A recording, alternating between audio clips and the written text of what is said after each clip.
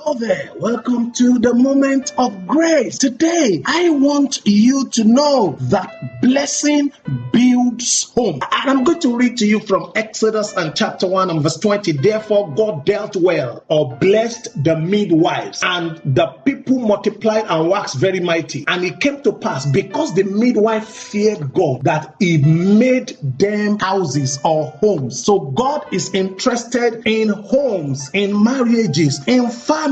God is interested in it. Homes, marriage, and family weren't introduced by the government, weren't introduced by celebrities, weren't introduced by social media. So the government, the celebrity, and social media cannot define what home and marriage and family is for us, especially for you, a Bible-believing Christian. God introduced mankind through family units in Genesis. He didn't introduce mankind through schools, didn't introduce mankind through university, he didn't introduce mankind through government. He introduced mankind through family, not through government, not through media, not through politics, not through celebrity, not through laboratory, not through showbiz. Inasmuch as in our modern world, all of those things matter: government, social media, celebrity, laboratories, and showbiz, but none of them can define what home is. Home is God's way and is God's institution. It was God's way of introducing mankind into the universe. Home was instituted by